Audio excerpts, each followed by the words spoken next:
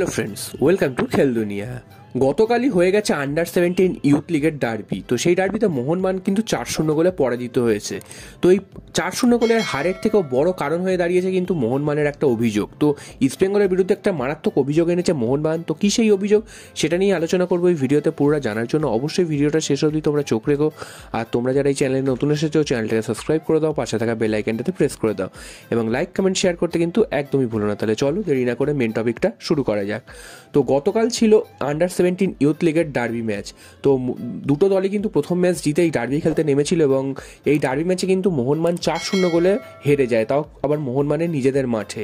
তো এই হেরে যাওয়ার পর 4-0 গোলে হেরেছে, এটার থেকেও বড় কারণ হয়ে দাঁড়িয়েছে কিন্তু এখন একটা অন্য।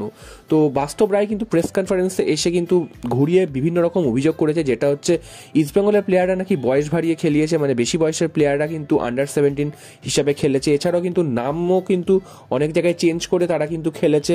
তো এরকম কিন্তু অনেকগুলো অভিযোগ তিনি কিন্তু গতকালই বলেছেন এবং এছাড়াও তিনি বলেছিলেন যে ISL এর দুজন রেজিস্টার্ড প্লেয়ার ইস্টবেঙ্গলের হয়ে খেলেছে, সেখানে কিন্তু অনেকটা পার্থক্য করে দিয়েছে।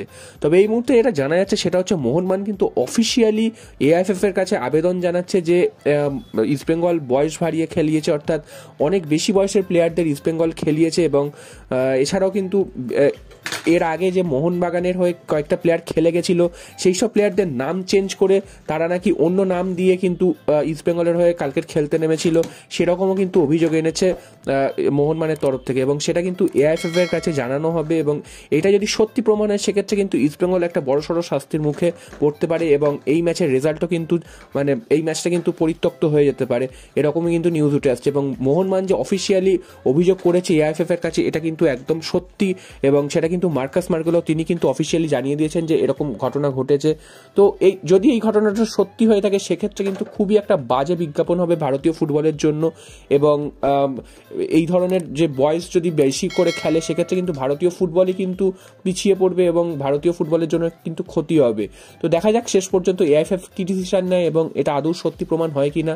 আর যদি মিথ্যা প্রমাণ হয়, সেক্ষেত্রে তো বোঝাই যাবে যে মোহনবাগানের যে 4-0 গোলের হারটা, সেটা ঢাকার জন্যই এই ধরনের অভিযোগ করা হয়েছে।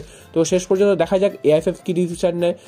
যদি এটা সত্যি হয়, তাহলে তোমাদের কি মতামত সেটা কিন্তু অবশ্যই কমেন্ট বক্সে জানাবে এবং মিথ্যা হলেও তোমাদের কি মতামত সেটাও কিন্তু তোমরা অবশ্যই কমেন্ট করে জানাবে।